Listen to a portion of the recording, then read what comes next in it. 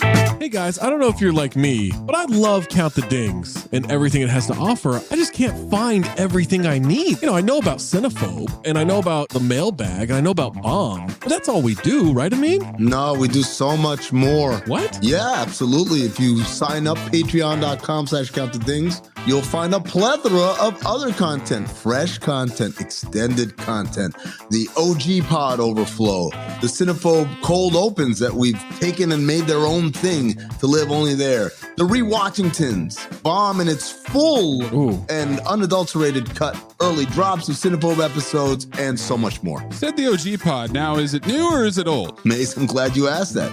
It is a new incarnation of the old OG pod. Oh. So it's me, Zach, Trey, Waz, Tom. I love those guys. Just like we always were. Going back to the True Hoop days, we're recreating that magic, recapturing it, and putting it back out. We're talking hoops, we're talking pop culture, and most importantly, we're talking for 40 minutes for free, but then another specific Patreon exclusive segment for every one of those episodes. Funny enough about that OG pod, you're getting Tom and Trey on Mondays. You're getting me and Waz, aka Zosny, on Wednesdays. Amin's floating in between. I'm a floater. You never know when you're going to get Amin in those, so you got to listen to them all. And what if I'm not sure what Mayes looks like? Because I've always thought he's a fat man with a fedora. He's got a weird voice. How can I see for myself what this Mayes character actually looks like? It's crazy you don't know the answer to this because it's the Cinephobe Pod YouTube page. What? The CT5s on the Cinephobe Pod YouTube page,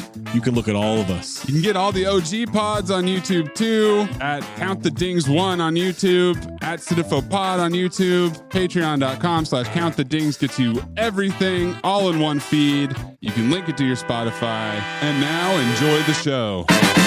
Hey listener, Underdog Fantasy is the easiest place to play fantasy sports. Also, the fastest growing fantasy app in the industry. You can play Pick'em, pick whether your favorite players will have a higher or lower total in each stat for this week's games for a chance to win big. You can actually win up to 100 times your money in a single night. That's right. I didn't say 10. I didn't say 20. Up to 100 times your money. Pick between 2 and 5 players, build a Pick'em entry. My favorite feature, you can make rivals picks. Pit 2 players against each other. Wembanyama versus Nikola Jokic. Tim Hardaway Jr. versus Norm Powell.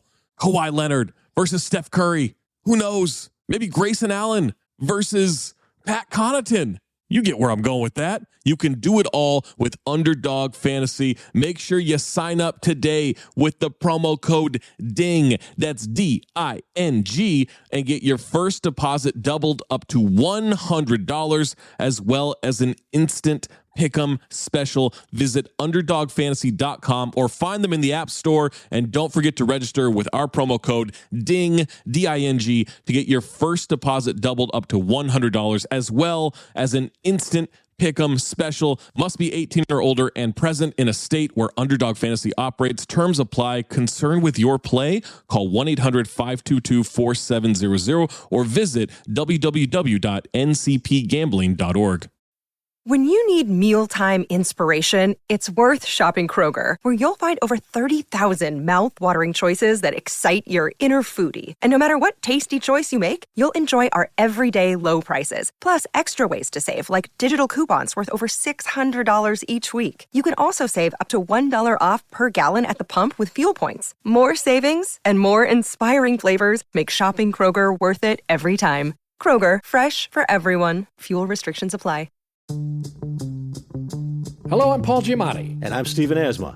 Join us on the Chinwag podcast every Wednesday, where we trade the banal and the boring for the super strange and bizarre. They committed human sacrifice? I did bring up human sacrifice, yes. You sure did. That just went by fast. Kind of casually toss that out. I would like to have an alien Hatchet Young inside. Holy shit, really?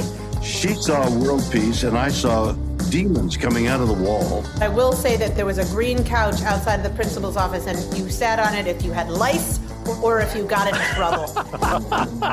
They wake you up from the goo pods to live in reality, and you're naked and screaming. It's like... Follow us for free on Apple Podcasts and all major podcast platforms. For more information, go to chinwagpod.fm. and find enlightenment through our Instagram or TikTok at Chinwag Pod or on Twitter at Chinwag_pod. When you listen to Nobody Listens to Paula Poundstone, the comedy podcast, you get a belly full of laughs and a head full of real information. Our gallimaufry of expert guests answer questions on stuff adults need to know. I have mold in my dwelling. What do I do? What's gerrymandering? What happens chemically when I fall in love? How do I handle a parent-teacher conference? What are microbes? Listen to Nobody Listens to Paula Poundstone. Solve problems, get laughs. This podcast contains mature content, explicit language, suggestive situations, and partial to full frontal nudity. Listener discretion is advised. Don't let your kids listen to this. Guys, I don't like to be reactionary. I like to keep I hate it when you start a preamble like this. It never ends well. Sorry for cinema. Wait, this part isn't cinema. What are you talking about? Sorry for cinema. It's for the show. It's for the show. We don't make cinema. You realize that? Nah, sometimes. CT5s. Nah. You guys know I don't like to be reactionary. I like to keep a good scope of things, right? I don't know this about you, but go ahead. Oh, okay. Well, the audience knows. I like to keep a level head. I like to make sure that everything is put into proper context. So I don't say this lightly when I say I think two people have to watch their backs right now. Those two people, Michael Biehn and Gordon Bombay. Oh. Because I think we have a real candidate here. You want to throw somebody else in the mix? I think that Chris Rock might be here, and it might be his. You know what this is? First of all, you never want to downplay longevity. Right. Showing up every day is hard. Yeah. LeBron James, just him playing, that's hard, man. Yep. Having said that, we can acknowledge when someone has a season. This happens a lot when people talk Kobe versus Dwayne Wade. Mm-hmm. Kobe had the better career, but I would argue that Dwayne Wade, even though he never won MVP, had a peak that was higher than anything Kobe ever achieved. Interesting. As an individual. I have a more nuanced take for this episode in particular about what you're describing. So I'm kind of surprised to hear you talking this way and how quickly we forget the bitch husband. Look, we still haven't even crowned him. Exactly. And you want to move on? I'm just saying, I know what I watched last night and this morning. You're moving at a very fast rate. You're moving at a dangerous rate. Me? Yeah. You're hitting the accelerator. He doesn't know how to stand. Have you seen how he holds his arms? I can't believe you guys aren't with me on this. No. I thought it was going to be a menage. We're going to talk about it. I could not imagine spending 3 hours on something that I didn't like after 10 minutes. You don't like it. You are a weird individual to keep watching. What are you, nuts? You dedicated a week of your life to dislike something? Get a hobby, knit something, go for a walk.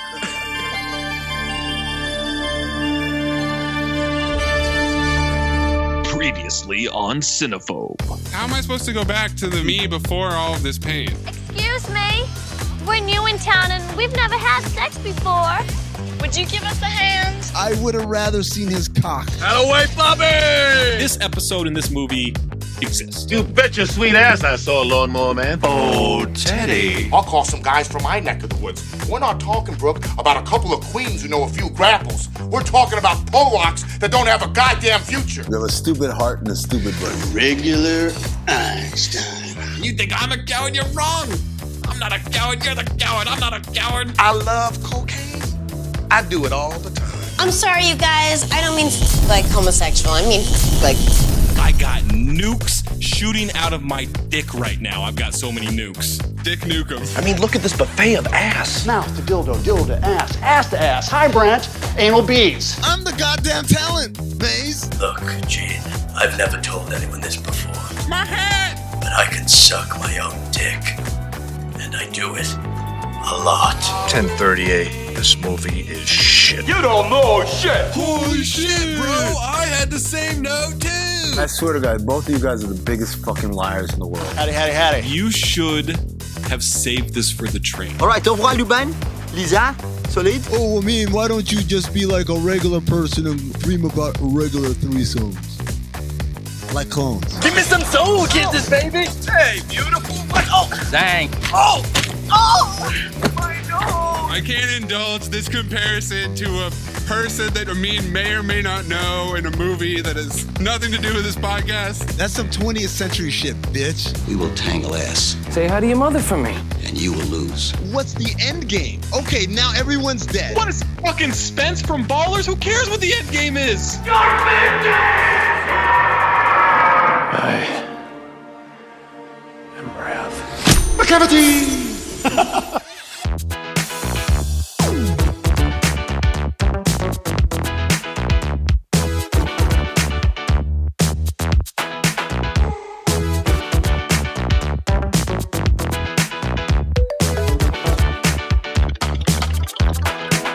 Welcome to Cinephobe, the podcast we break down the movies you're afraid to admit you love. I'm Zach Harper. That's Amin Al-Hassan. That's Anthony Mayes. Listen to us on Spotify or the dragon's going to get you. Spotify is where you can vote in the poll, like the poll for Fool's Paradise. 78.5% phobe, 21.5% file.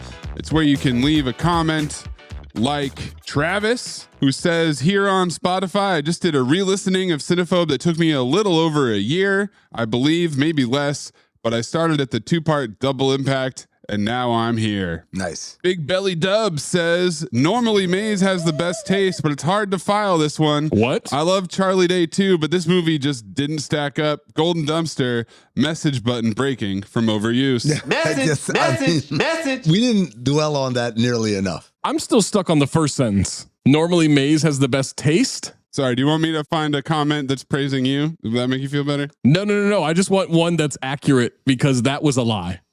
Let's get Maury out here.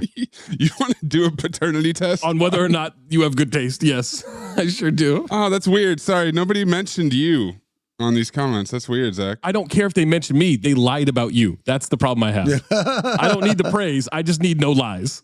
That's what I need. No lies. Yeah. How about this one? Useless Greggy said, the boys picked another piece of shit with no redeeming qualities. Boys? It's been almost 2 hours trying to convince themselves otherwise. Once person picked this. Daniel says, I thought about giving a lengthy reply, but words are a crutch. Ooh. What? It's a reference to the movie.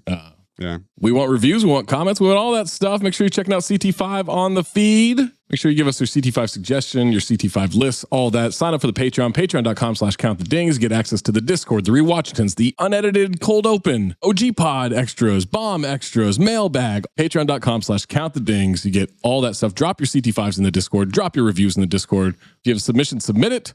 Reminder needs to be 40% or lower on the Rotten Tomatoes audience or critic score. Follow us on Instagram at CinephobePod. Subscribe to the YouTube at CinephobePod. And we also have the limited edition Cobra Formula merch. It's out. It's our second limited edition merch. You can find it at our store with Cotton Bureau. It's in the bio on Instagram. It's posted on Twitter. It's in the description for this podcast episode. Or you can go to bit.ly/all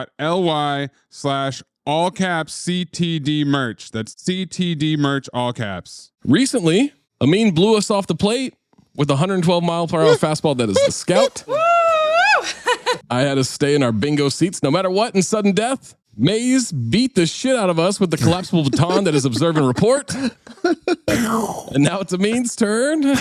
He's taking us to the 2002 action comedy thriller Bad Company. Yeah, I just had action comedy, but I would say it's more of a thriller than a comedy. Comedy? I'd argue the comedy. Very little comedy, yeah. Some attempted one-liners. Yeah. His name is Chris Rock.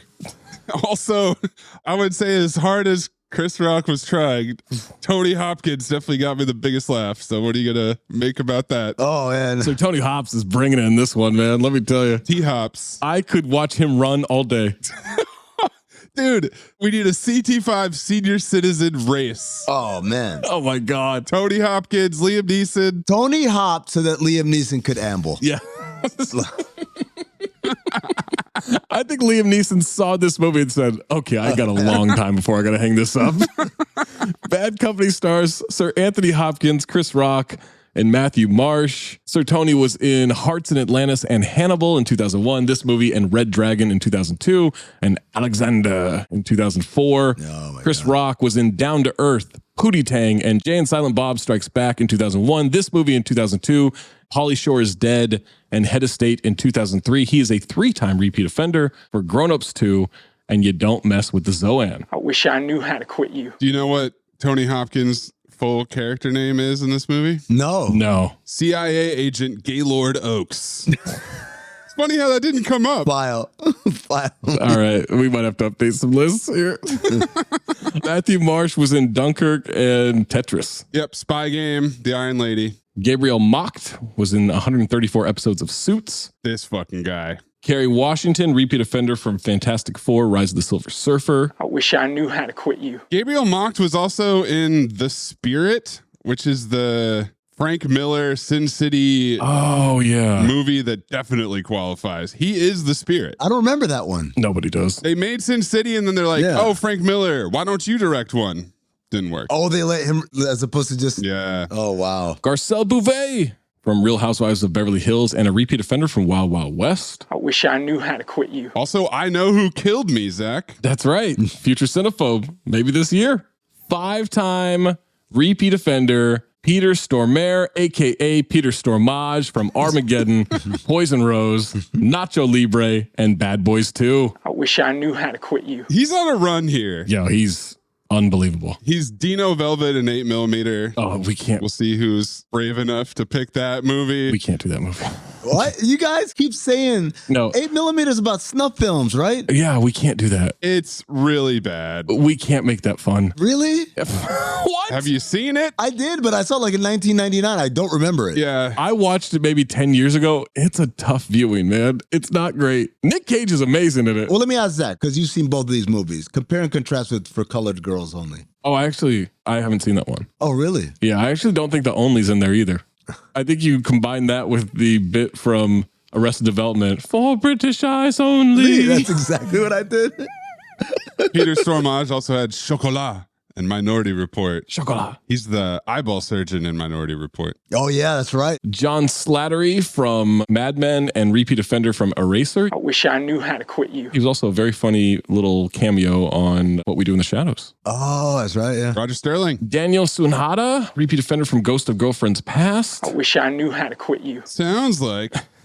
Marek Vasut, repeat offender from League of Extraordinary Gentlemen. Peter McDissey, repeat offender from Tiptoes. John Aylward, repeat offender for Ninja Turtles 3 and Armageddon and A Million Ways to Die in the West. I wish I knew how to quit you. John Fink, repeat offender for Batman and Robin. Winter Avzole, repeat offender for League of Extraordinary Gentlemen. Michael Ealy, repeat offender for Takers. And what did I forget? FCG. Oh, that's right. Not canon. TJ Cross, repeat offender from Gone in 60 Seconds. And it sounds like you want me to pick For Colored Girls Only. Kurt Bryant, repeat offender from Teenage Mutant Ninja Turtles, Secret of the Ooze. And allegedly, 3-time repeat offender Charlie Day from Fool's Paradise and Horrible Bosses 2. I did not see him. He was Coolio'd right out of this movie. Got it. I've been cut out of one movie. And did they tell you beforehand? They did not tell me, but I only had one line, and that line was, I was a drug dealer in Washington Square Park, and it was with Chris Rock and Anthony Hopkins. The movie was Bad Company, and I walk up to a lady and I go, "Yo, mama, smoke?" Didn't make the cut. It didn't make the cut. So you went to it and then you weren't in it. Yeah. I probably blew it. I might have said it backwards, like "Smoke, mama, yo, yo," and they're like, He can't get it right. Also, Dan Ziski from Treme. He's Paul Tagliabue in Concussion, and he's the dad from the N-Word family in Chappelle Show. Oh. I'm problematic. It's a problem. And also Shea Wiggum, who didn't really break out until Boardwalk Empire in 2010. Yeah. Never seen it. He's also in Take Shelter, Lincoln Lawyer, Silver Linings Playbook, Wolf of Wall Street. You've never seen Boardwalk Empire, Zach? Every time I say this, you ask the same question. I only made it through like the first season, maybe. Really? Yeah, I never watched the whole thing. Not the whole thing. I'll get to it at some point. I watched the whole thing. Well, it's a period piece, so the good news is it'll never feel very dated or anything like that. Please clip in from The Departed. Cranberry juice. It's a natural diuretic. My girlfriend drinks it when she's got her period. What do you get, your period? Bad Company, directed by Joel Schumacher. He directed St. Elmo's Fire, The Lost Boys, Flatliners, Falling Down, The Client, Batman Forever, A Time to Kill, 8mm, Phone Booth, and repeat offender for Batman and Robin. I wish I knew how to quit you. If you remember from the Batman Robin episode, he is the racist who decided he didn't want Billy D. Williams to play Harvey Dent. Oh, that's right. All right, everyone. Chill. That's what he said. And he put the nipples on Batman, right? Yes, he did. He did 8mm in this movie back to back. If that gives you any indication of what Joel Schumacher's capable of. Couple of bangers. 4 writing credits on this one. Gary M. Goodman, story credit. It's his only writing credit.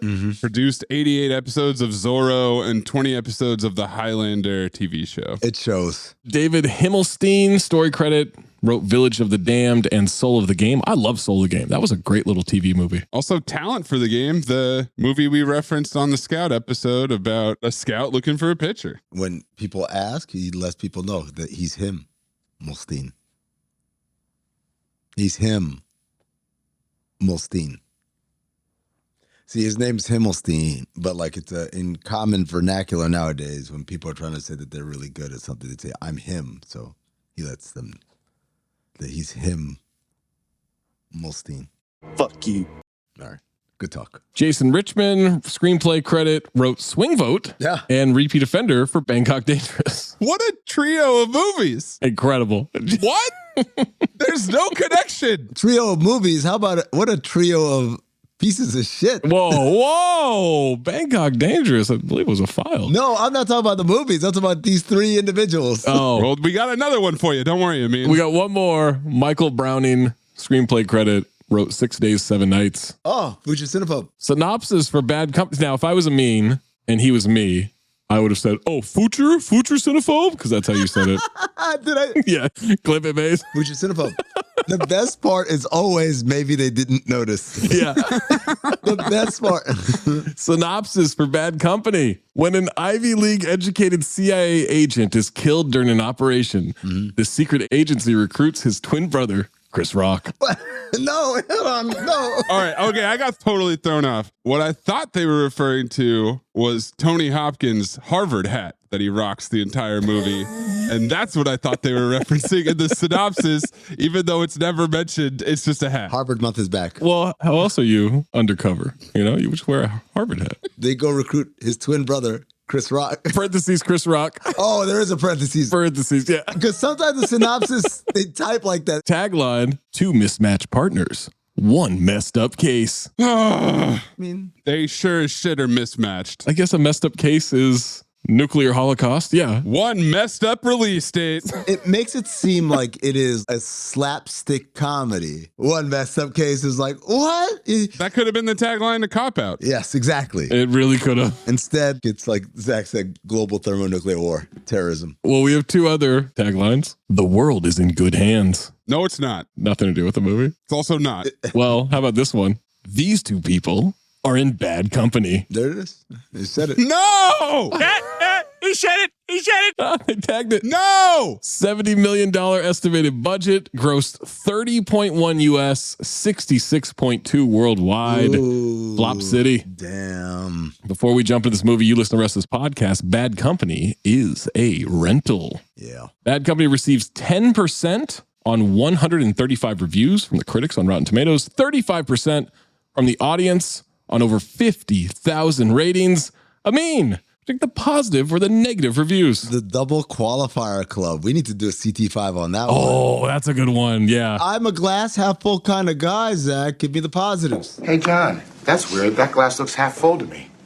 Wow. Now that you mention it, it is half full. Urban Cinephile critics of Urban Cinephile. Thrilling nonstop action, successfully contrasting the opposite styles of Anthony Hopkins and Chris Rock. Okay. Bill Mueller of Arizona Republic. Oh. Great third baseman. Home. Means bingo response. Oh, home. Hi there. Man, let me tell you about bingos, man. Yo, how are you driving Uber And neither your car nor the license plate is accurate, but you can't understand why someone can't find you. It's unbelievable. Despite its cliche-ridden premise, Bad Company often works simply because there's so much talent on the screen.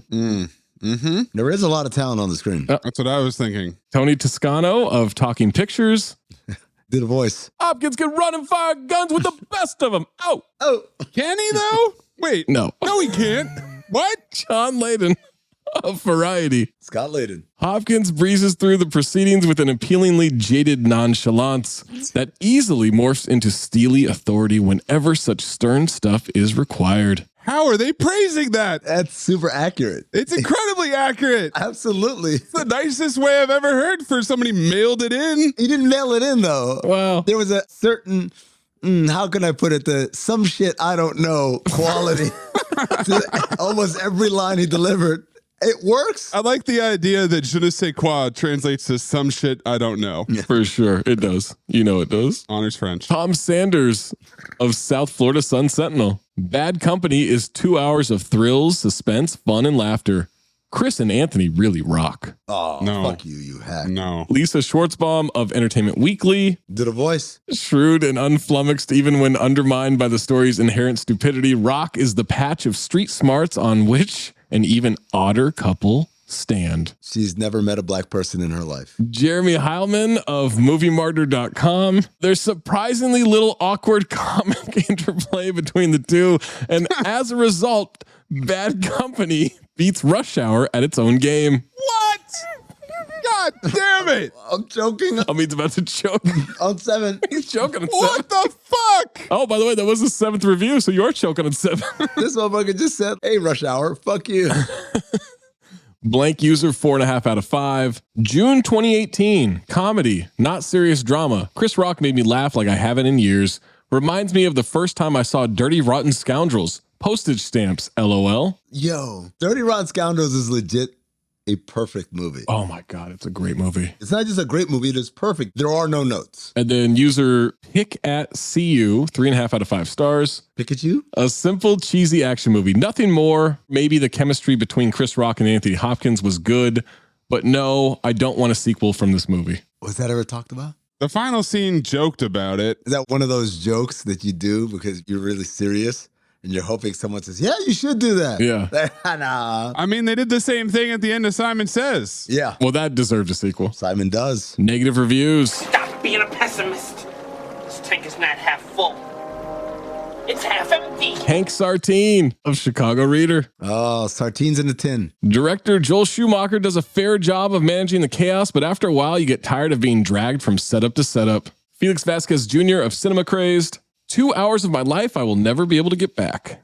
Michael Dukina of themoviereport.com. Everything about has been done and seen before, even right down to the title, which the very same studio used as the moniker for a Lawrence Fishburne, Ellen Barkin thriller. Yeah, more on that in the trivia. John R. McEwen of Film Clips Online. Oh, John R. McEwen, like me. Rock is trying too hard and Hopkins isn't trying at all.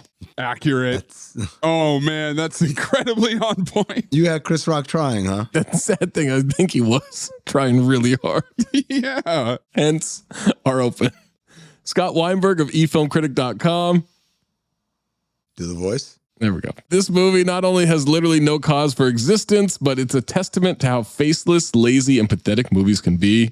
David Nusser of Real Film Reviews. Chris Rock gives arguably the worst lead performance in a mainstream movie ever. Wow. Okay. It's Zach Harper. Zach's burner. Rob Vo of Flipside Movie Emporium. This is a movie on autopilot, too tired and broken down even to find an appropriate place to crash. Wow. And then Catherine Cantieri of WholeCity.com. I ate his liver with some fava beans and a nice Cantieri. I've been to WholeCity.com. I did not see movie reviews. How'd you spell it?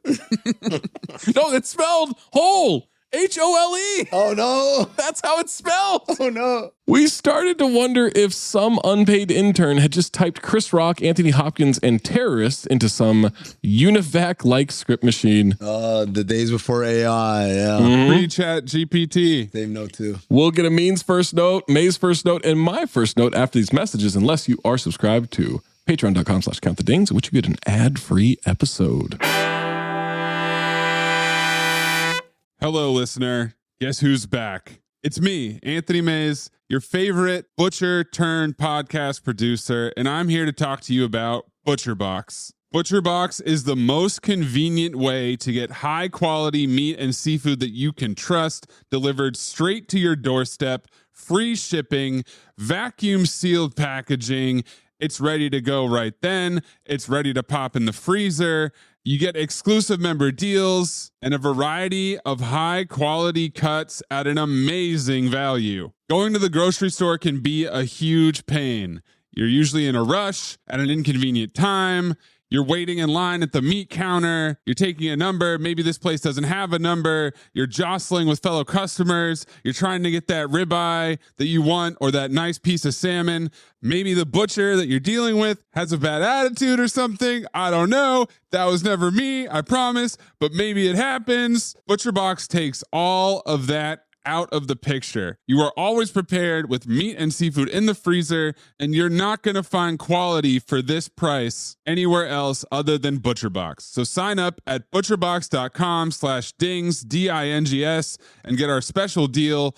ButcherBox is offering our listeners a free for a year offer plus an additional $20 off. You can choose salmon, chicken breast, or steak tips free in every order for a year. Sign up today at butcherbox.com/dings and use code DINGS, D-I-N-G-S, to choose your free for a year offer plus get $20 off your first order.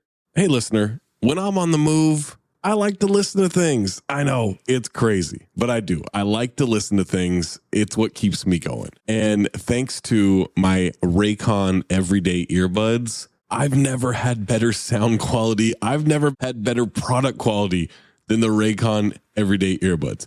Here's the thing about them. They're half the price of the other premium audio brands. So I actually have two pair. I have a pair that I keep in my work bag where I put my laptop when I'm on the go. I'm going to go right at a coffee shop just in case I'm forgetful and don't bring my other pair. That's how good they are. Other pods that you might put in your ear, it's okay for like listening to a podcast. You're listening to music on those things. It sucks. Not with the everyday earbuds from Raycon. It is unbelievable audio quality. You feel like you're in a studio. You truly do. And they're comfortable. They have these optimized gel tips that are designed to fit comfortably in your ears. And here's the thing, and this is going to be crazy. I know. They stay there. I can run after the dog with them in. I can take a jog. I can be working out. I can be lifting weights. It doesn't matter. They're going to stay in my ears, not like the other ones. They're everywhere with me. Again, I have two pair. I have one in my work bag as a backup, and I have one that I just throw in my pocket every day. They're unbelievable. 3 customizable sound profiles, the tap functions on the earbuds, the noise isolation, there's awareness mode. There's everything you would want in a product. And guess what? Not only are they the best product for your ears, you're getting a little deal here. You go to buyraycon.com/cinephobe today. You get 20% off your order plus free shipping. That's right. You'll get 20% off and free shipping at buyraycon.com/cinephobe. That's buyraycon.com/cinephobe. Hey, it's Kaylee Cuoco for Priceline. Ready to go to your happy place for a happy price? Well, why didn't you say so? Just download the Priceline app right now and save up to 60% on hotels. So whether it's Cousin Kevin's Kazoo Concert in Kansas City, go Kevin, or Becky's Bachelorette Bash in Bermuda, you never have to miss a trip ever again. So download the Priceline app today. Your savings are waiting. Go to your happy place for a happy price. Go to your happy price, Priceline. R/ is a hilarious podcast where Dabney Bailey uses ridiculous voices and emotions to read aloud the week's craziest Reddit posts. He reenacts various Reddit threads covering wild stories and secrets, petty revenge, relationships, and much more. So if you're looking for a daily distraction and a laugh, check out R/ wherever you get your podcasts. Jesus fucks. Get ready for the miracle of Mega, a comedy podcast from the staff of a fictional mega church. And not only does he but he's the best at it. I'm Holly Loren. And I'm Greg Hess. Our characters, Hallie and Gray, welcome a new guest each week, played by some of the biggest names in comedy and podcasting. Like Scott Aukerman, Lauren Lapkus, Paul Scheer, Jason Mantzoukas, Cecily Strong, and Duncan Trussell. I just love to think about that, the light shining down on all those corpses in the water, and Noah just going by, and maybe a mom being like, please, we're running out of energy. Can you please let us on the boat? It's completely improvised, and it's devilishly funny. Is there any question you have for us about, what it means to live a life in Christ? I guess, how much do you think is bullshit? There's a new episode every Sunday. Listen and subscribe to Mega, wherever you get your podcasts. Best I ever had. Best I... Y'all can do it. Y'all can sing along. You know what I'm saying? Here it go. Jesus, you the best. Jesus, you're the best. You to be the best. Jesus, you're the best. Okay, best never mind. I ever had. Best I ever had.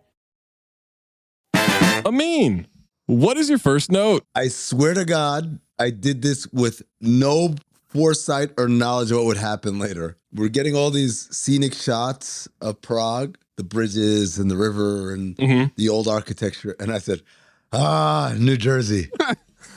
Maze, what's your first note? Scraping 2 hours and a rental. This has all the makings of an Amin phobe. Oh, wait, he picked it. Never mind. Oh, what's that supposed to mean? You filed Fool's Paradise. This isn't about me. It's about you.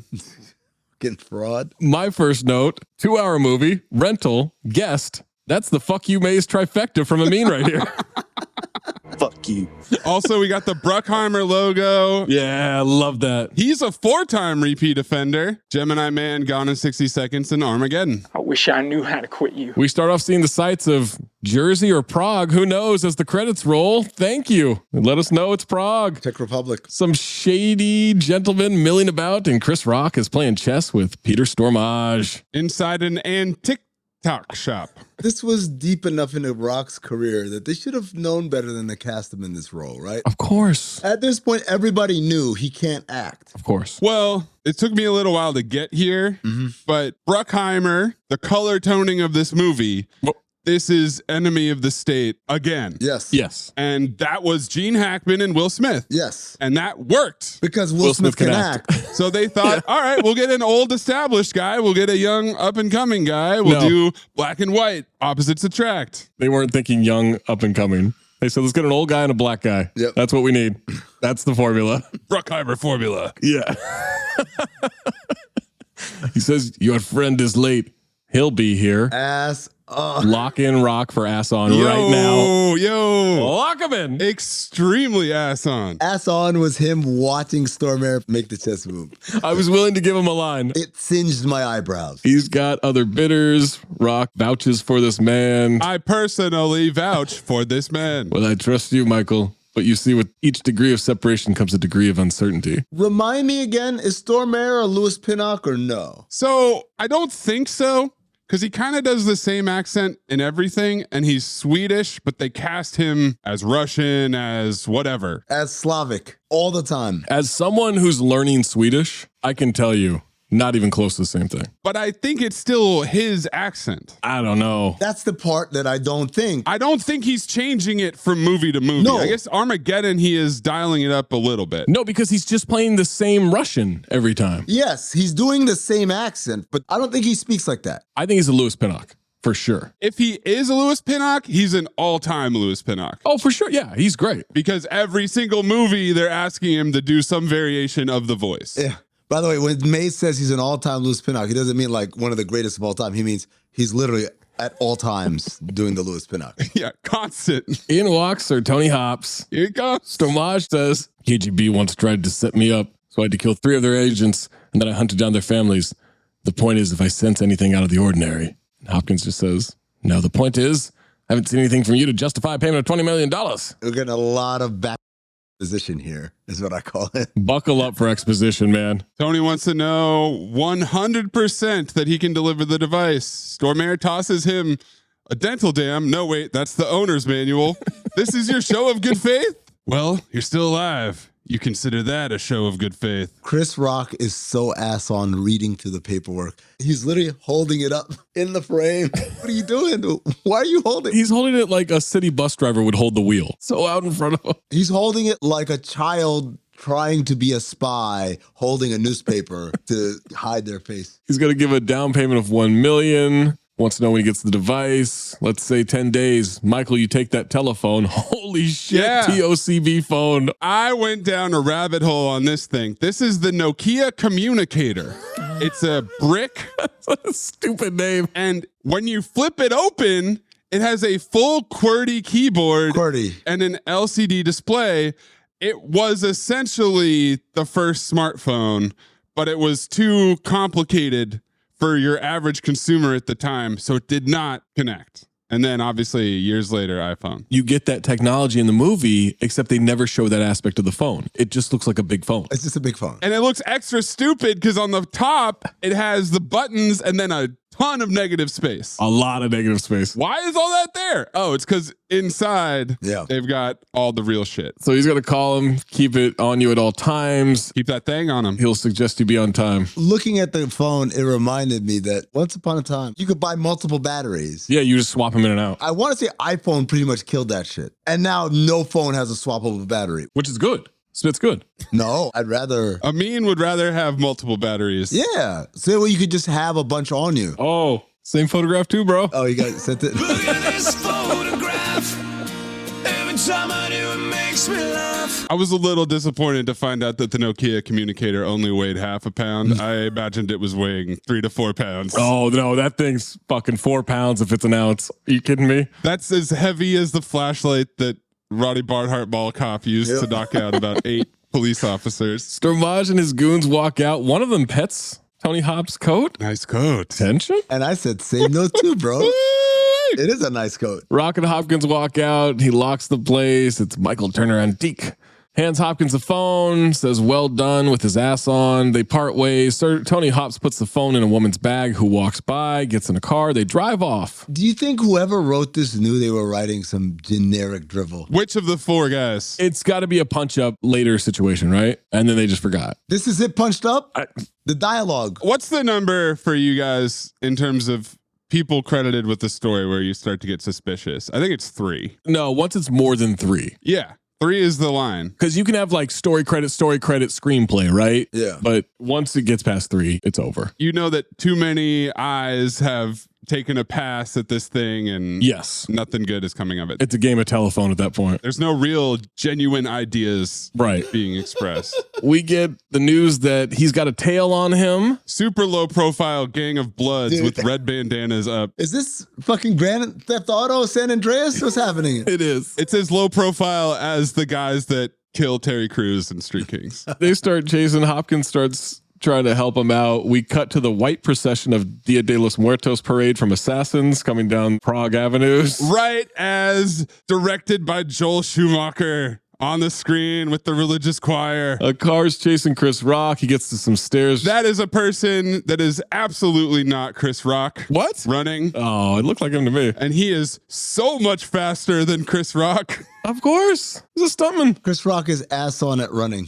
This movie will have you believing that he's running away from the henchman, but actually he's running away with the ass on award. Oh. Wordplay. Well done. He gets to the stairs. Bad guys chase him, say, kill him. Kill him. He runs up the stairs. They get out of the car to chase. Machine guns with silencers. This woman agent fires a gun. She's never fired a gun in her life. Do you think they asked Chris Rock to run and he responded by saying, okay, how do people run? I'm going to act out running as opposed to just running. I think he did it his way. They're like, great job, great job. All right, Chris, go back to the trailer, whatever. And then they shot with a stuntman and didn't let him know. I'm talking about the parts where we see him running. It made it worse going back and forth between the two. Yes, the back shot is like someone sprinting. Incredibly fast, good form, and then he's running like a bag of bones in the trunk. Yeah. The other thing I wondered is how much of this is direction. Because there's a lot of moments where I can see them saying, that was great, but could you do it like a little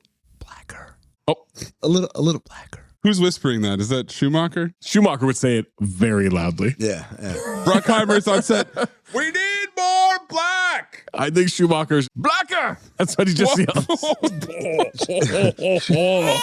Schumacher's direction is, I want it so black, I want to cast someone else in your role. How black I need it to be. Say no more. Consider it done. All right, we get a shootout. He's shoving nuns over. It's great. He hops over a ledge because a guy at the top of the stairs. That's the stuntman again. Yeah. Hopkins is right below him where he drops down in a taxi. Rock tells Tony, "You're jeopardizing the mission." You are the mission. Jack, my boy, you all home. As they start shooting. Oh, you got a different screenshot. You got a different photograph. Look at this photograph. Every time I do, it makes me laugh. I don't know what he's going for here. He's going for S-on. I'm telling you, move over. Slow motion, shots are being fired. He shoves Tony Hops in the car. They drive away. God, that was close. Did you see who they were? So ass on, squinting his eyes. He can't even play dead. I could give a fuck about that. He's trying to have a conversation with a man who is horizontal across his lap still? Limp. You thought that man was alive? You sure about that? You thought that dude was fine? You sure about that? You sure about that guy being alive? He wasn't limp, though. He's dead. You're dead. Ass on in death. Ass on for this sad choir music, though, too. Cut to CIA headquarters in Langley. Hopkins is looking at Rock's CIA file. His pick has a backwards Kangol on, and I wondered, has anyone ever worn a Kangol? How do you know this was a CIA file, Zach? Oh, maybe because the covert operation that is the Central Intelligence Agency has a massive CIA logo on there. Oh. See, it's CIA. So, Zach, I'm assuming he's reading these files maybe still in Prague or... Oh, no. You must have missed where they said CIA headquarters, Langley, Virginia. Oh, thank you. No, thank you, Joel Schumacher. Thank you. Tony Hopkins reading the file. Doesn't this all smack of extreme desperation? Clip Super Troopers. Desperation is a stinky cologne, John. Slattery is exposition incarnate. Debrief's position. He's the director of exposition. It's the Central Exposition Agency. 2 years to get close. It's a nuke in a suitcase. He positioned Hops as the buyer. Stormage won't deal with anyone else. They have 9 days to make this work. I'd say desperation was the order of the day. Tony Hops is yada-ing the fuck out of this scene. It's an incredible mail-it-in performance. Jack Nicholson departed. You've got competition. No, that motherfucker, he was allowed to do whatever he wanted, man. And Hopkins was allowed to do as little as he wanted. I'm thinking about dying like this. Tony Hopkins mailing it in is still 4 notches above Chris Rock. 4? How about 40? As far as Tony's dropping down, Chris Rock's still looking up. No, he's not. You know why he's not looking up, Maze? Because his eyes squinted close. Because it's so far up, you can't see it. It would be like I'm looking up to see Jupiter right now. Right. Seeing Jupiter ascending. No. Yep. You haven't seen it since. Yeah. So he's not looking up either. No. We've got different theories. Voss set Rock up. Rival buyers. Pakistanis, Chechens, North Koreans. Try the entire Middle East. Let's name every country in the world. That'll narrow it down. The absolute racism. Stormare is a businessman. He'll take anyone's money. Fanaticism. Terrorism is global. So the future of the so-called free world may rest in this young man's hands. Message. They don't wave flags anymore. And I said, actually, that was pretty prescient. Yeah. I did it. Sovereign nations. I said I'm open to plot liftoff being Chris Rock getting murdered, but I will wait. Nope. I never had it lift off for me. I got to be honest. No, come on, man. Yeah.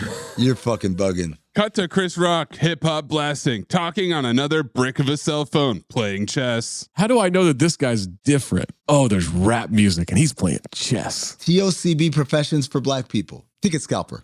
That's it. Just like Chris Tucker in Money Talks. Exactly. At this point, Nokia is a horseman because he's on a Nokia phone as well. That's product placement, my man. Yankees, third baseline. Knicks, courtside. Rangers, on the ice. Masters, I'll put you on Tiger's tee. No matter what you want, I got it for you. Wow, this guy's a real go-getter. He's connected. He cares about this business. You care about these tickets, don't you? This song is awful. Terrible. The soundtrack opposite of Judgment Night. Or is it the same? CIA scoping him out. We zoom in from a button camera. It can get you whatever you want. No big deal, right? I got you. Oh, come on, man. You're going to call me 3 hours before tip-off against the Lakers? The Knicks sell out every game. TOCB. James Dolan. Since I like you, for $850, I'll get you section 24, row 9, 12 back from the bench. Now, I looked up the seating chart for a Knicks game. Section 24 is a luxury suite. They renovated the garden. I did wonder if when they renovated, they just changed that whole thing. Yeah, they changed it. He's playing chess this entire time. Checkmate. Right behind Woody with a good view of Spike, unless he's got that turban thing on his head, looking like Yasser Aranek. Yeah, so did he mean Arafat? What did he say? I'm assuming he did, right? So it was an intentional mistake, an unintentional mistake? Is that supposed to be a joke? He's got like a weird neck or something? I don't know. Yeah. It's a very TOCB reference. Chalk it up to the turn of the century. He's got the guy in check, takes another call. Can't do Lion King tickets. Another call. Michael Ealy comes over, says Chris Rock is kicking this guy's ass. Repeat offender Michael Ealy with some terribly written dialogue. Don't look at me. Better watch that castle. About to bitch slap your bishop. This is white people writing for black people. You lose, Opie. Ha! Reference. He's giving play-by-play. He's doing sound effects. He wants to get pizza with Chris Rock. But Chris Rock gets a call from his lady. He completely switches up his tone. His honey. Too busy for pizza. Tells that new white guy he has to pick up his girl. So he starts playing Beaucharge of the chess game. Tells him how it's going to end. Walks through it. Wins. So why don't you give me $20 right now and we'll save 20 minutes? Screw you. You didn't know chess was a contact sport, did you? Makes zero sense. Doesn't make any sense, but he gives the quintessential Chris Rock face. Look at this photograph. Yep. Squinting eyes, baring his teeth. That's 100%. That is every punchline of every stand-up set he's ever done. How much for one rib? That's what that face is. He's got one move. That's it. They're surveilling him even more, giving background on his living situation, the resemblance to Kevin. This is when I noted the enemy of the state parallels because of all the surveillance. You're always on camera. Everything's always being watched. There's a picture-in-picture that is doing nothing because the picture that's in the picture is the same as the picture. I don't know what that does. So you're saying, Look at this photograph. Every time I do, it makes me laugh. You've got two TVs set up to watch multiple basketball games. They're both on ESPN. Why is it the same game? What are you doing? It's the same game. What are you, a fucking production truck? All right, Rock and Kerry Washington are on the subway together. And I wondered, is she blind? Same note too, bro. I also wondered, is this the origin story of how she becomes blind and later meets the thing? You're a little too soon, Zach, because the scene hasn't come up yet. I'm going to send the photograph anyway. He's talking to him here. I don't know what she's... Does this make you guys question her performance in Fantastic Four? No, because that's still so ass off. I think maybe I question her performance here. Okay. But not in Fantastic Four. No, she's spot on. Hey, everybody. My woman's having a baby. We're getting married. People clap. Sean Astin digging a pool. The subway didn't tell him to shut the fuck up. They would not give a fuck. It would be like coming to America. Good morning, my neighbors! Hey, fuck you! Yes! Yes! Fuck you too! She tells him she's not married. He says, well, we don't have to get married. Marriage is a big step. We should wait a while. We're young. She's not pregnant. Yeah. She's moving to Seattle. They've got him on a lapel camera. Seattle like Seattle Supersonic Seattle? R.I.P. TOCB, baby. Get it? Because basketball. Yeah. Because he knows basketball. Because he's black. Yeah, he gets tickets. Yeah. Also, he's black. She got offered a job there. A friend of hers from junior college called. Who? Kenneth. Your ex-man Ken? No one talks like that. Ex-man Kenneth. Well, black people talk like that, Zach. Every white person knows. Oh, yeah. This segment of the movie is brought to you by Ken's Position. He's managing a company out there. When you need to learn a lot about someone named Ken. So you're leaving me and going back to Ken? No. Are you leaving me? Sort of. So you're leaving me and going back to Kenneth. That's what I ask you. Ken's part is just business. And what's the leaving me part? Pleasure? Pain. Walk and talks position. About being broke. Rock blames her sister. It's been 3 years, same situation, not married, can't afford to get married, never going to change. You know, poor people do get married. Good point. She doesn't want to fight over being broke. He wants to know what happened to love and romance. She says she loves him, but he's living in a fantasy, waiting for some kind of miracle. I gotta live in reality. I am not gonna be young forever. Oh, I see. So you gotta put yourself back on the market while the merchandise is still fresh. You act like there's a damn expiration date on your forehead. Misogyny.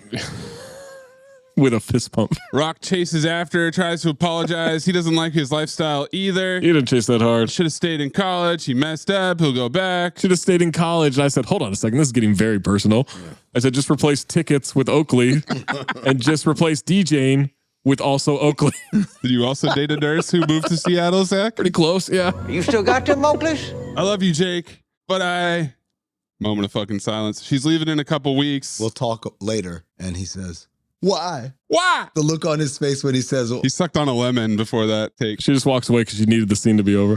Carrie's kind of ass off here in the breakup scene. Yeah. Is she ass off or is she just up against him? Fair. I'm not saying she's bad. I think Chris Rock is leaps and bounds better as Jake than he is as Kevin. He's fine playing chess. He's fine in the scene with Kerry Washington. He's not horrendously bad. I mean, he's fine by his standards. Yes. Yeah, compared to what the cold open scene was. He's not playing Jake. He's playing Chris Rock. Right. But even that, he does poorly. You guys liked Albert Brooks playing Albert Brooks? But Albert Brooks has talent. And Chris Rock does not. Acting talent. Chris Rock's a comedian. Yes, he's a funny man. Yes. Who tells funny jokes. Well, he used to be funny. I like the last stand-up. I mean, I laughed 3 or 4 times. It's fine. I don't know. I think he's funny. Cut to the club. Ely's DJing. Allie and the Saint Lunatics. Breathe in, breathe out. Julie left me. And like, all right, well, I'm out of here. Yep, peace.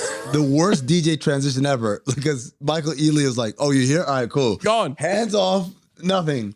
Chris Rock starts grabbing vinyl, and I said 20 CB. Mm-hmm. Vinyl DJ. He aggressively changes it to All Out of Love by Air Supply. Yep. Brings the club to a grinding halt. People are pissed. They boo him. Except for the one white girl who loves the music switch. Who is ass the fuck off. Karen. Golden Dumpster, and I laughed. The club owner, whatever, says, get your shit together. Or I'm going to have to fire your ass. Rock goes home, gets back to his shithole apartment. Now it's a Jagged Edge version of All Out of Love. I'm all out of love. I'm so lost without you. I know you were right, believing for so long. I'm all out of love. Yeah. What am I without you? I can't be too late to say that I was so wrong. Flops on his bed. Phone rings. Julie? What a bitch. Nope, it's your job, dude. People want tickets. Remember back then, you could get a phone call and had no idea who the fuck it was. It's so funny. No idea. It's a trope from 20 CB movies for sure. Pre-caller ID. I miss that trope. That happens in Money Talks. Mm-hmm. Remember when Franklin is waiting and he gets the phone call and he said, all right, bitch, listen up. Like, oh, mama, I didn't know it was you. Oh, it's such a great, easy joke. I laugh at every time. What I really love is when you hear a voice, you can't hear what they're saying. Mm-hmm. I'm like, no, mom, no. I didn't mean it. Disembodied voice. I love me a disembodied voice. All right, he's going to go do a ticket deal, and it's with Rescue Me and the white guy agent. They take him out of the cab. Rock says that they shot somebody and now need a suspect. Tony Hopps is there. Lots of good abandoned warehouse locations in this movie. Lots of graffiti. This isn't suspicious at all. I would have told the cab driver, yo, keep driving. Yeah, they can't stall the plot lift off anymore. They got to get on the runway, you know? What, CIA? What's that for? Crackers in my ass? Golden Dumpster nominee for Crackers in My Ass because that's one of the worst lines we've ever had in Cinephobe history. And also he added an M. Yeah. Was that written or was that him riffing? No, that's written. Also, by the way, Carew, not a real name. Rod Carew. Not a real name still. What? Okay. Quarter Jewish. You gonna arrest me for scalping tickets? We just want to talk to you about something. About what? About your brother. Cobra Formula. You got the wrong guy. I don't even have a brother. That's just a picture of me in a suit. Could have got that off the internet.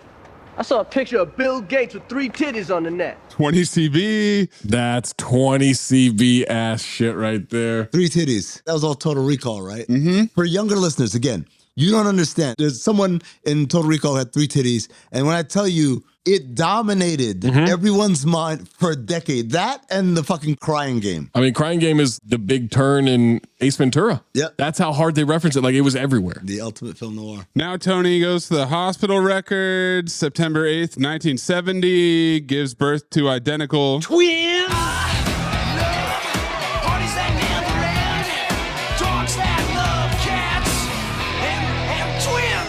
We don't need to rehash. It's one had a good life. The other is this guy. Yeah. That's all it is. We have great mommy talk. And Chris Rock says, what the fuck is mommy talk? What about the father? And I said, Poppy talk. And the father's name is, all together now, Thomas B. Jeffries. All right, so I have a brother? Big time. Big deal. What's the CIA have to do with this? He couldn't send me a letter. He's dead. How? Helicopter crash. My twin brother was CIA. That's in the trailer. That's the most famous line in the movie. Clandestine operative set up a deal before he died. What kind of a deal? Same note, too. A very important one. Cobra formula again. Oh, my God. Cobra formula is a horseman. Does he need him to stand in for 9 days? 9 days? That's not standing in. Standing in is for like an hour. 9 days, that's like going on tour. Is this shit dangerous? There's some risk. What kind of risk? We talking bad credit risk or bullet in my ass risk? You'd be well compensated. For bullet in the ass risk? I hope that's a lot of compensation. How much? Throw out a number. $1 billion. And I said, great fucking answer. Yes. And Tony's response, you've overshot. You've overshot. I don't know what kind of budget you're working with. Hobbs was thinking somewhere in the region of $25,000. What would your number be for this? Oh. Like someone comes up to you and says, yo, you have a long lost twin brother. He's CIA. He's dead. We need you to stand in. I'd ask for $1 million right off the bat. Yeah, I think $1 billion is excessive, but $1 million sounds right. No, I'm with Chris Rock. I say $1 billion and let's work our way down. Yeah, make them negotiate. I get it. It's just the Dr. Evil scene again, right? Yeah. $1 million, you might be underselling it. I would say literally $10 million tax-free. Well, considering he gets 100,000. Well, not really. They said 25,000 is pretty good. You pay off your girl's college. And I was like, college where? Everest College? $25,000? It's like one semester. He wants 50 tax-free. Clip, along came Polly. 50? 50. Yeah, 50. Woo! I thought it was interesting that Hopkins said, okay, 50,000 after taxes. They're still going to tax his ass. Mm-hmm. Government's still getting some of that back. Half now, half after, 10 now, 40 after. Unless my mother had triplets, you're going to give me 10 now, 90 after. Tony agrees to the deal. They start now, and hold on to your butts. There it is. We got plot lift off. 4, 3, 2, 1.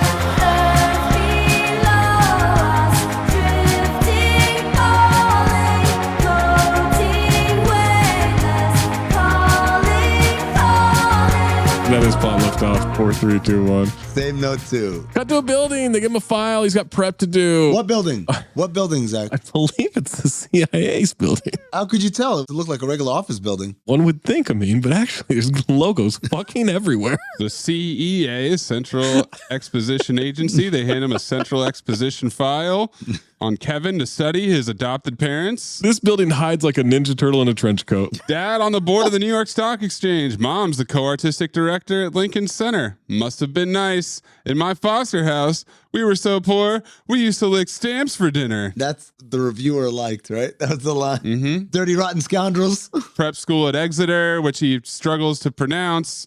Then Dartmouth, which he doesn't struggle to pronounce. I thought mispronouncing Exeter, struggling to pronounce Exeter was a nice touch. Mm-hmm. But then he gets Dartmouth, and I'm like, come on, dude. Ass on. Served in the Naval Academy. That's right. What'd he serve? Lunch? Cobra formula. What kind of dad joke robot wrote this? Because that's not a human. You know the kind? Chris Rock. No. He's just forecasting the next 25 years of his life. Come on. Yes. Rhodes Scholar. So my brother was real smart, huh? They take him to a room that has everything labeled phonetically for check words. This is incredible exposition.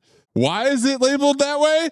Because the deal's going down in the Czech Republic. Oh, okay. Cost him a dictionary. Damn, the CIA's cheap. Could at least got me a queen size. And I said, that's a good joke. That's a good joke, yeah. It's Jack size. Oh, get it? He wants an outside line to get somebody to feed his cat. You don't have an outside line and you don't have a cat. They want him to grind tape. Look at this photograph. Is that Zach Harper in Czech? Zakod. This is me just during the day. I'm Zach Hoot. This is young Frank Dukes. Zach Hoot. What kind of a Zach? All right. They have a VCR with tape of his brother. Good Lord. Not even Laserdisc. My brother was such a genius, then how come he's dead? That's not how that works at all. Lots of dumb and smart people die. They're going to get him up at 5 a.m. He doesn't do 5 a.m. Shout out to his navy blue corduroy cane goal. I'm sure it'll have already been mentioned, and it has. Slattery ass Hops. Their chances between 0 and 0. He's got potential. Pretty street smart. Doesn't think Rock can pull it off in 8 days. He'll probably get himself killed. Slattery threatens to replace Tony Hopkins. Sorry, doesn't want him to know too much sensitive information. So much exposition. Cut to security cam footage of Rock sounding out Czech awkwardly. Clip it. What's he doing now? He's studying. We told him to learn a few key phrases in Czech. Well, he seems dedicated. Ne mela mish sish ka. What's he saying? He said, I haven't had my period in 3 months. Mum vaginalilu in fecally tissue. Now what? Where's the hospital? I have a vaginal infection. Yeah, this is going to be really interesting. Can't wait to get started. I laughed so hard. This is actually a golden dumpster big time, yeah.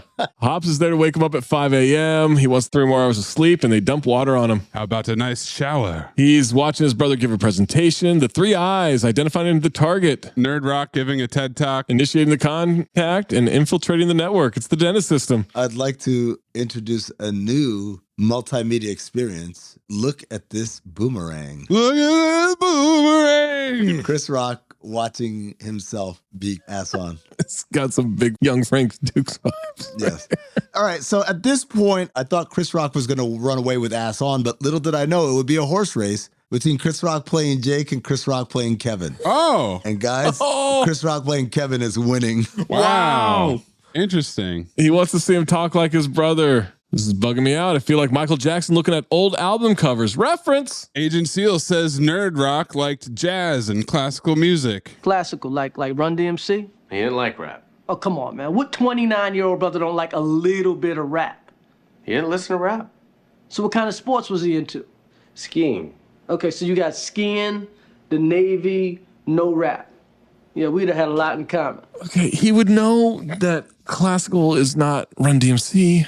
Is that supposed to be a joke? No, get it, Zach? Because Nerd Rock likes white people activities. No, I get that, but But also the Black Rock has to have everything. This rock is black, not.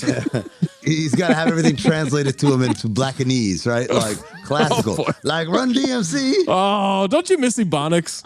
Oh, what a time. Do you mean African American Vernacular English, AAV? That's what I said. Yeah. Agent Swanson comes in and whispers in Tony's ear. Rock thinks Tony wants to bang Agent Swanson. Mm-hmm. And also, apparently, he's not wrong about that, which they never really explain. Yeah. He's 60 years older than she is. I'm aware. My favorite thing is at no point in the movie did I ever get the vibe that he's like horning on this woman. No.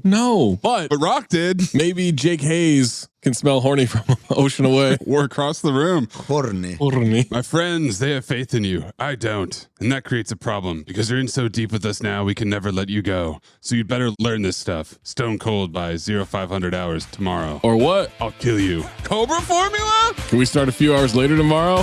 Montage! And we're gonna need a montage.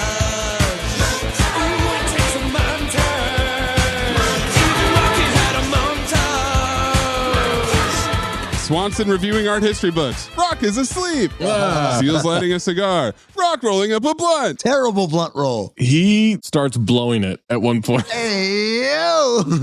It looked like the blunt that the white dude rolled in How High from the pieces of paper from the book. Carew showing him how to taste wine. Rock looking mad confused. Dumps some out, then he chugs it, and then he pounds his chest like Brendan Fraser after throwing 112 miles an hour. Who was pounding his chest like, Next day, water dumped on the lump on the bed. 5 a.m. No, 5:01. He's awake and he throws water on Sir Tony Hops. Gotcha, bitch. It's like Dion getting Tim McCarver in the locker room. Haircut, studying, shave. Comes out in a suit. Pope. Kevin Pope. He gets a haircut and a shave and he looks exactly the same as he did before. He just took off the do-rag. Normally, only thing I have on my cuffs is steak sauce. A1? What? Sick, dude. A1? This is when we find out that not only does he have to pretend to be Kevin Pope, he has to pretend to be Kevin Pope's alias, Michael Turner. Charger's great. Why would they just lie to him and tell him he's Michael Turner? Because Michael Turner's not his brother, so they don't have exposition on that. He's a very successful, knowledgeable, sophisticated international dealer in fine antiquities. He's making progress because he knows that this expensive, rare cognac is dry but never precocious, and he loves the shirt. Egyptian broadcloth? 3 days he was just pumping after drinking wine,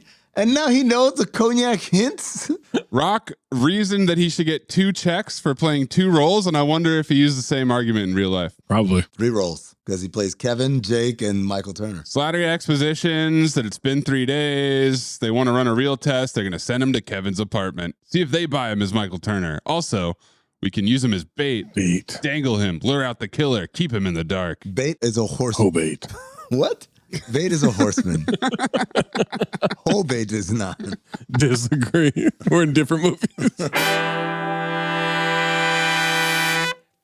Cut to New York. Tony points out the vans with their guys in surveillance. Hands him a business card with his cell number on it. Use it if you get into any kind of trouble. What kind of trouble? Any kind. Cobra formula, the worst one yet. Shark attack? Shark attack. Doorman thinks it's him, asks how Europe was. Like another country. Woman on the street checks him out. He loves his apartment. You could put this on MTV Cribs. Reference. The pinnacle of TOCB opulence. Mm-hmm. And then, man, this is dope. So if I paid taxes, this is where the money would go. You could have a puffy party in here. Whoa. Yep. Wow. Topical. Combination.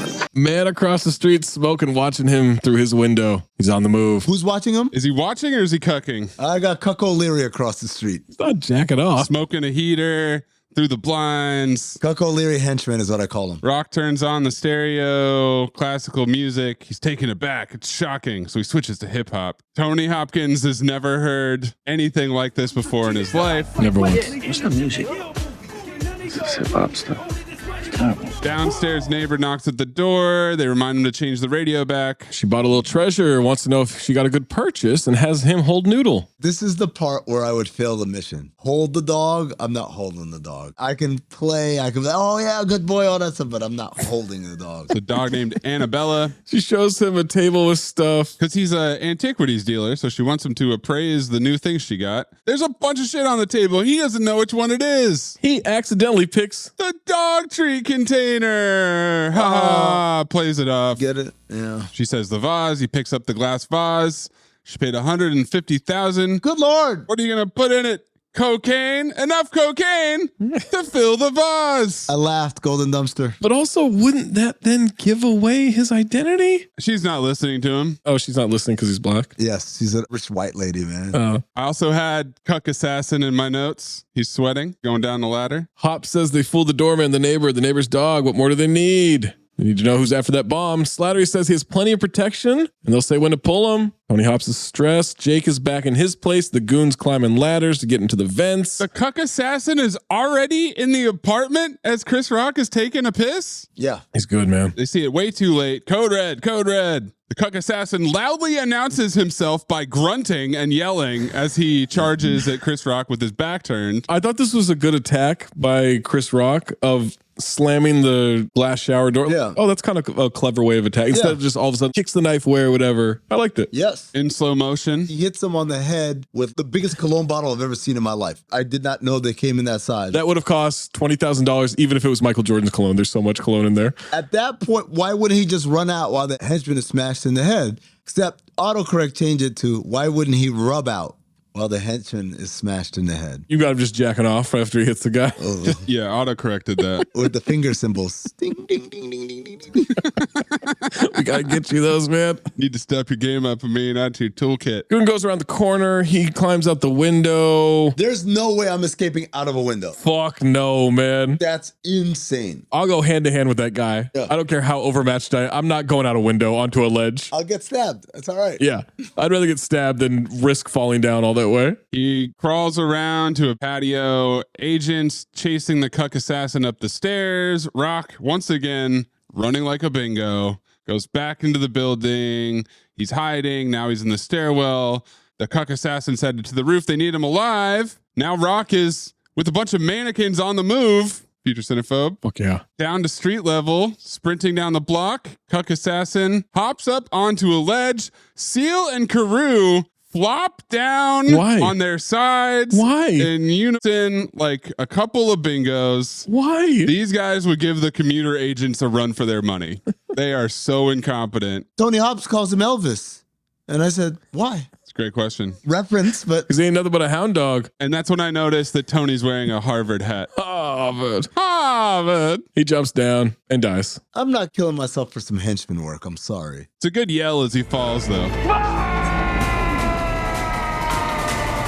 Tony also snuck a toothpick out at some point during this death. Okay, I did. And that toothpick, Zach, ass off. Oh my God. Absolutely. Every scene. We got a race. Because from this point on, Tony Hopps has a toothpick in almost every scene. This is like James Harden, Russell Westbrook MVP race in 2017 between the toothpick and the white lady at the club. The toothpick, by the way, serves the purpose of letting you know that this is Anthony Hopkins' actual character. When he's undercover, he looks like Anthony Hopkins with a suit on. But when he's relaxed, he's got the toothpick and the Harvard hat. So, who's got Jake? Bombs over Baghdad playing. Rock is running the streets. Hopps says the last 10 minutes will use as a teaching aid on how an operation can get totally screwed up, sir.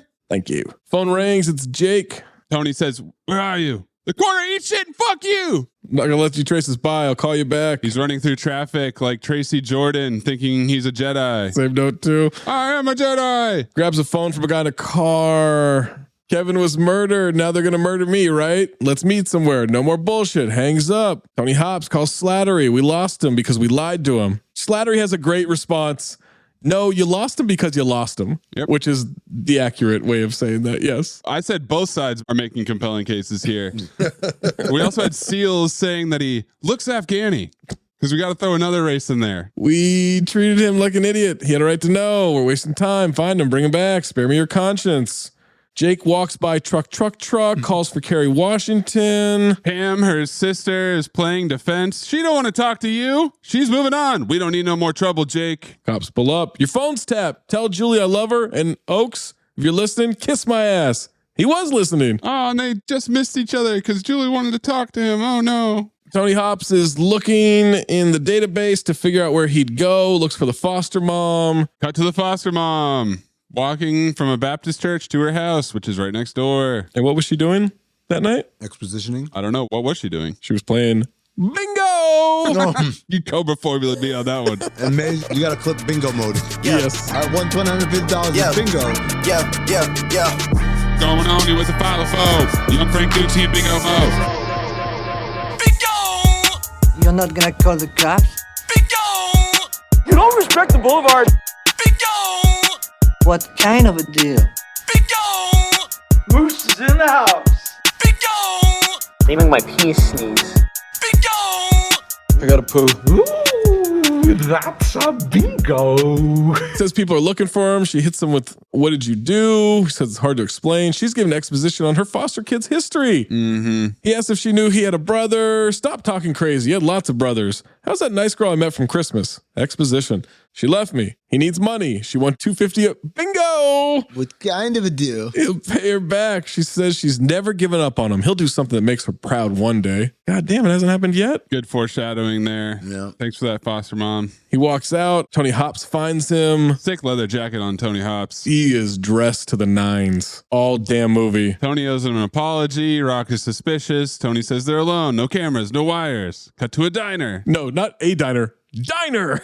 Giant sign on the outside of it. It just says diner. How did you know? Giant neon exposition sign. How did you know what kind of establishment it was? There's a 15 by 15 neon diner on the side of that building. He explains that Nerd Rock was assassinated, helping Tony buy something off the black market. What? Cuban cigars? PlayStation 3? What? Reference. Oh, TOCB. But when this movie came out, PS3 wasn't out yet. Yeah. It wasn't? No, it wasn't. It was PS2 era. This is 2002.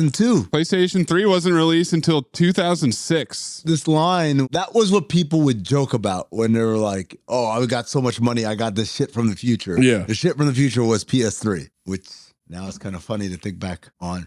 Ring that goddamn bell, though, for the TOCB. Oh, my goodness. He asked him, how did Kevin's parents take it? And Tony Hopps is ass off with his non-answer, even though he's literally just cashing checks in that moment. He says, your brother died saving my life. Did you know that? I said, how could he possibly know? He just found out 30 seconds ago that his brother was assassinated.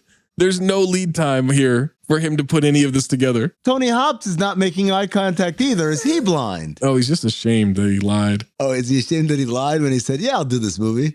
I'll give it my all. I wonder if Bruckheimer pulled a Glenn Taylor with Andrew Wiggins. Look, I need you in this movie, but I need you to try harder. All right, we get some exposition about Tony Hops no longer being married. What? There's no Mrs. Spy? Not anymore. Relationships and attachments are useless in this business. So that's how this job is. Even if they don't shoot you, they take your life. Message! I know it sounds hokey, but I honestly believe our lives are about something bigger than ourselves. And Message! I'm offering you a chance to commit yourself to something. You ain't offering me nothing but a chance at a bullet in my ass. I don't see the higher meaning in that. Tony's going to go outside and count to 10. Can't pull it off without him. They need him. He immediately comes back inside. Well, that didn't work, did it? No. Well, I'm going to go outside and count to 10? Who the hell are you? You'd have done better with bitch get in the car. Okay. Get in the car. Bitch. Setting up one of the craziest future callbacks ever. I was not anticipating the callback. The way he delivers the line, it's like they had a long conversation before they shot the scene. You're serious. This is the line you want me to say. Yeah. Yes, we think it's pivotal. It's crucial to the movie. It's going to come back later. Like, okay. I'm a knight.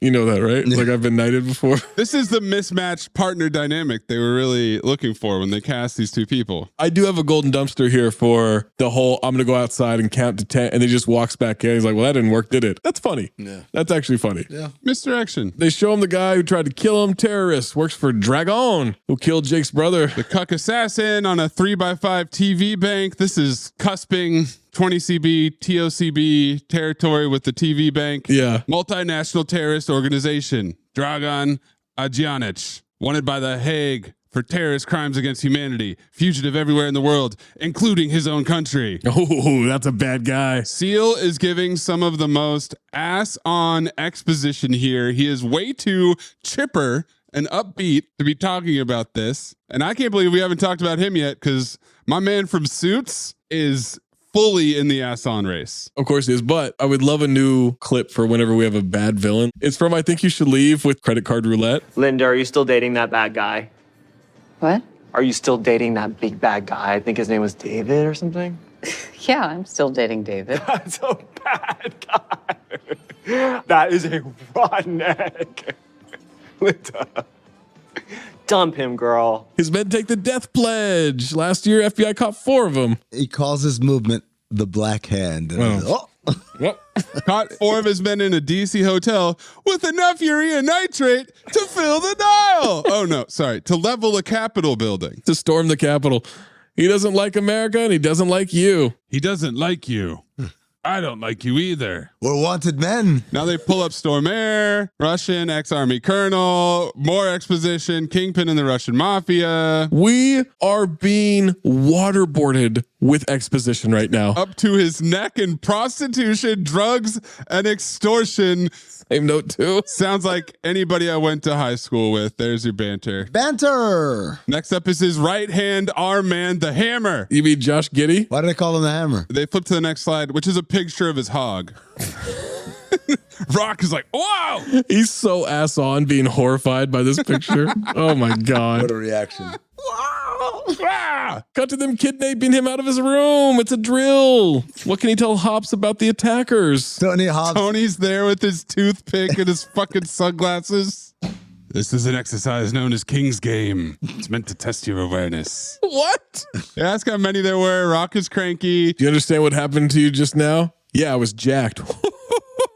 When you thought you were in danger, your brain shut down. So what's the point of having a good brain if you can't keep it operating? My brain didn't shut down. I knew it was Swanson because I could feel her tits on my back. Golden dumpster. I knew it was Carew because his breath smelled like shit. Probably from kissing your ass so much. I knew it was Seal because I took his wallet. Hey, Seal, why does a married man need a condom? Your wife know? You want to know how I knew it was you? Okay, thank you. Game's over. Good night. Oh, where you going? Oh, you gonna leave like that, huh? Come back! Y'all got me up? Let's do something. Let's hit a club or something. They show him a mock-up of the bomb he'll be buying. Does it play DVDs? Banter. Or Laserdisc? Turn of the century, bitch. Yes. It's a portable thermonuclear weapon. So that's a bomb? It's a reproduction. Nice. 2 things he needs to know to do to recover it. Would one of them be shitting in my pants? Banter. Cut to Prague. Thank you. They wrote the script and Chris Rock's like, I'm going to add a stinger to every single thing you fucking say. Yeah, I'll fill it in. Welcome to Prague. Looks like Newark. Banter. And I said, oh shit, bro. I even know too. Lepenko welcomes him back to the hotel. He called Leica Lempenka, and Lempenka means cardboard. Yeah, he's setting up around Prague. Jake can't believe how nice his suite is. Zero subtlety in any of these CIA agents. A block away. Chris Rock doesn't know how to walk. Nope. Is this how he walks normally? He kind of walks like this on stage, I guess. Chris Walk. This suite is nice. Oh, it's great. Marble columns, marble floors. Tony, he's got the Nokia communicator. He's working the keyboard one-handed. What's that other hand doing? Finger symbols. Room is fully surveilled. Stay in it. Nothing to worry about except for my little date with a nuclear bomb. Hands over the Nokia. There's no Jake, no Kevin, only Michael Turner. I think I'm going to like being Michael Turner. Pretty Woman's playing. Cut to Seal on surveillance. They've seen enough. I'm going in. I've seen enough. I'm going in. You've got women giving you a... You gotta lean back. He's being pampered by 3 giggling blondes in pink robes. Massage, pedicure, manicure. There's a guy serving him beluga, 12,000 an ounce. Well, for 12,000 crowns. I don't know what the fuck a crown is. Oh, okay. Second of all, these Czech whores are laughing like a Doc Rivers press conference. They sure up. Same note too. As soon as y'all leave, I'm going to have my ass buffed. He is obsessed with his ass. Glass in his ass, crackers in my ass. Bullets in his ass. Nice, roundy. Hey, this little piggy go to market. They find the phone tucked into a cushion. It's ringing. It's Foz. Deal's on an hour. Cut to Slattery and Shea Wiggum retinal scanning Chris Rock. Only he can access the computer. Won't operate without his eyes. Ocular pat down. Now we've got Slattery, who is exposition incarnate, and he is predator dapping with Shea Wiggum, who is jargon incarnate. Holy shit, these two. Oh my God. Is that fake Michael Schur? Who? You calling Shea Wiggum fake Michael Schur? That's him, right? That's the same guy? Wow. Shea Wiggum is not a guy that you know. No, he knows him because he watched Mission Impossible. He's a Mission Impossible. Yeah, he looks like Mike Schur, so I always call him fake Mike Schur. Interesting. He looks just like him. No. Does he? Doesn't he? They look like twins. They don't. Identical. My twin brother's Mike Schur? I have a brother? Tell him to take his time examining the bomb. Gonna download the codes. Files are in the computer. Agents positioned all over the place. Car rolling up in the park. Tony says, "You'll be fine. Everyone's nervous the first day of school." I always cut the first day of school. Because he's black. Can't wait to meet the Hammer. These guys must be the toolbox. This guy loves coats more than anything. Oh my God. He's doing the coat thing too much. They get frisked. Stormage wants to know where Michael's been the last 9 days. I don't believe that concerns you. Concerns me very much. We make a deal. You disappear. We see how many agents and snipers are in position. Scope on Stormare. He wants his Nokia communicator back. Don't worry. I only made collect calls. And this is when I figured it out. Chris Rock as Jake, as Kevin, as Michael. Russian nesting doll of ass on. Yeah, absolutely. Each layer is more ass on. So right now is the most ass on because he's in character so many times. He doesn't know what the fuck he's doing. Are you saying that he's the dude playing the dude disguised as another dude? Me? I know who I am. I'm a dude playing the dude disguised as another dude. What? You a dude that don't know what dude he is. Or are you a dude who has no idea what dude he is and claims to know what dude he is? What the fuck are you guys talking about? By playing other dudes. I know what dude I am. Global Position had them in Berlin, Rome, Zurich. And not one decent treasure to show for it. God, this uptight banter. Where's the money? Where's the product nearby? How do we do this? Call them on that same phone. We'll have an hour to get the money. This is so drawn out. Yeah. We don't need all this yada, yada, yada. You could have cut 35 minutes out of this movie so easily. Too many meetings. Too many meetings to have another meeting. How many meetings? How many meetings? How many this time? Josh Giddey's got some tension towards Stormage. Stormage is frowning like John Voight. Does a finger point and smirks. I just realized who you've been calling Josh Giddey. Yeah, the Hammer. I called him Timothy Chalamet. At first I had Jack Hardley. And then after the first day I was like, he looks way more like Josh Giddey than Jack Harlow. So yeah. I like Timothy Chalamet. Yeah, that's good.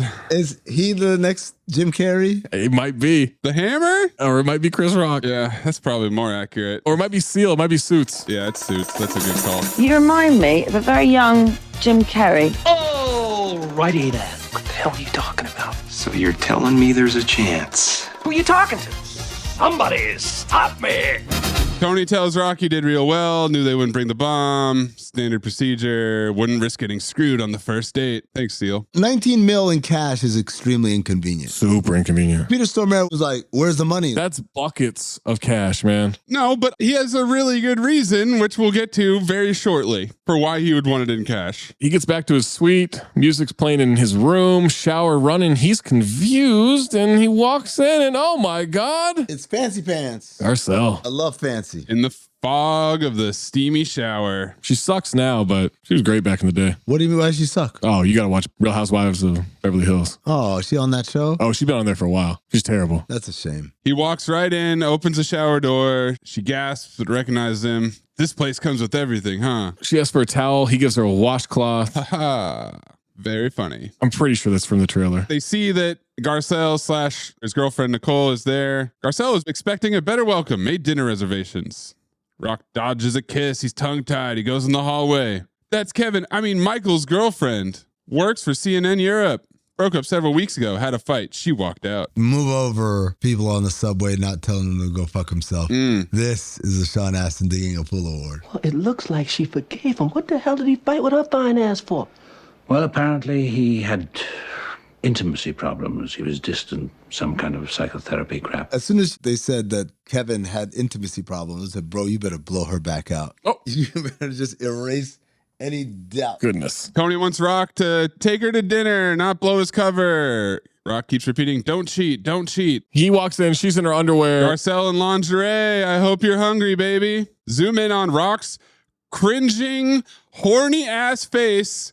And he breaks the fourth wall to moan at us. And now, Zach, you gave us some taglines earlier. I'm going to give you a new tagline right here, okay? Okay. A regular Joe gets pulled into an international terrorism plot, but the most dangerous entity he'll come across is his own horniness. Horny. Bad Company. All right. September 11th, 2001. Oh. He goes to call Julie, leaves a message saying to wait for him. New job. He's changed. He loves her so much. She just missed it. We hear Nicole ask, what's taking so long? Dude. I thought that was going to come into play. No. What a dumb phone call. Also, you telling me that she didn't hear you on the phone over there and also simultaneously your girl didn't hear her say, Michael, what's taking so long? Yeah. It was just so unnecessary, all of it. But we needed him to make a call. Future callback. I missed that operator voice, by the way. Once it's hung up. Yeah, I still have that in the sound effects package. We're sorry, the number you have dialed is not in service at this time. You don't miss that? No. Dial tones, man. I miss dial tones.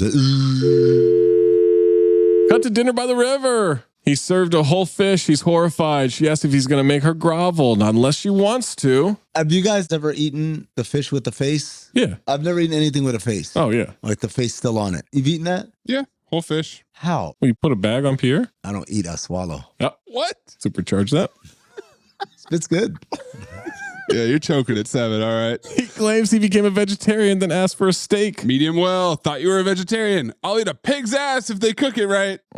Medium well? Yep. Medium well. It's an embarrassment. You should be fired for trying to ask for that. Mm-hmm. Tries to change the subject from his atrocious lie. How about those Balkans? She missed him. Grabs his hand. She's stroking his hand. He's not responding. What's the matter? Tells her there's somebody else. Happened right after she left 2 weeks ago. Met her in New Jersey. He explains everything about Julie. She does not believe him. I get it. You want me to jump through a couple of hoops before you take me back. Okay, I have it coming. Takes her heel off. But I'm willing to work for it. She starts rubbing his dick and he almost comes. Foot job month is back and he is ass on even when pretending to come. Mm-hmm. I feel like this is one thing every dude can. Let's do it right, round robin. Zach, pretend to come right now.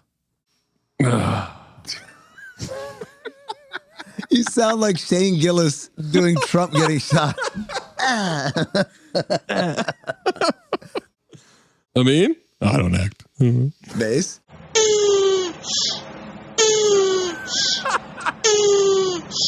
Clip in the frog from Beer Fest for me. What are you doing? We're extracting frog gamete for cloning trials.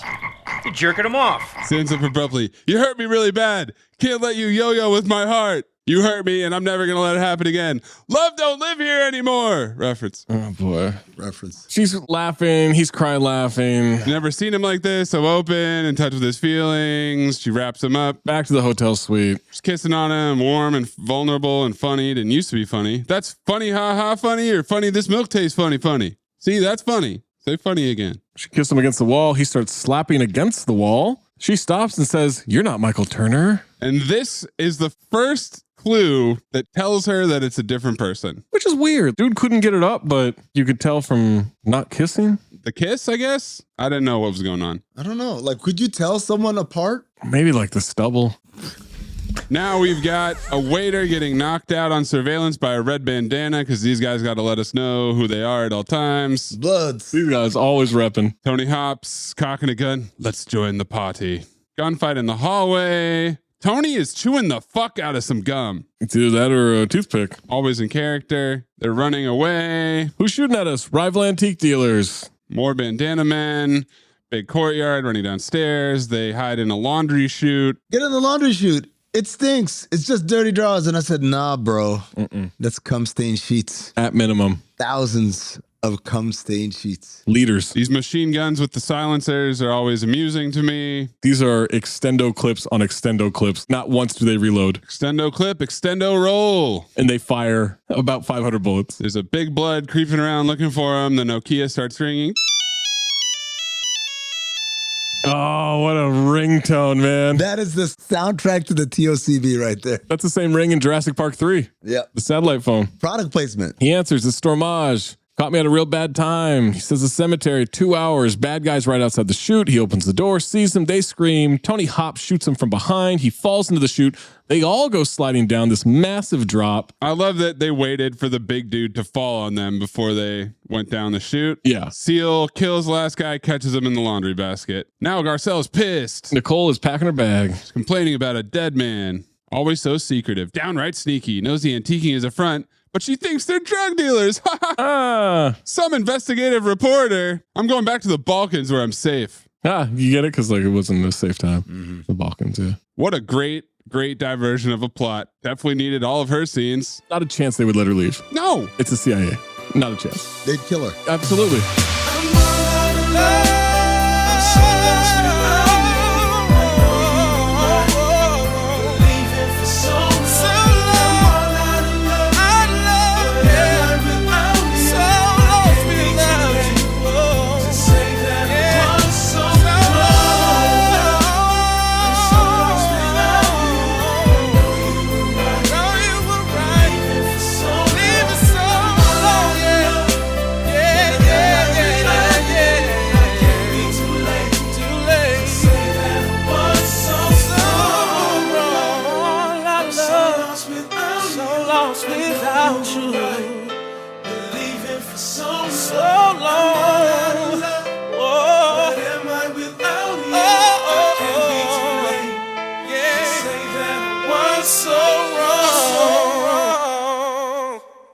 Support for this podcast and the following message come from Corant. Corant provides wealth management services centered around you. They focus on exceeding your expectations and simplifying your life. Corant has been helping high achievers just like you enjoy their lives more fully, preserve their wealth, and provide for the people, causes, and communities they care about. As one of the largest integrated fee-only registered investment advisors in the U.S., Corant has deeply experienced teams in 23 strategic locations. Corant has extensive knowledge spanning the full spectrum of planning, investing, lending, and money management disciplines. Leverage Corant's exclusive network of experts to craft custom solutions designed to help you reach your financial goals, no matter how complex they may be. Real wealth requires real solutions. For more information, connect with a wealth advisor today at Corient.com. That's Corient.com. Corient.com.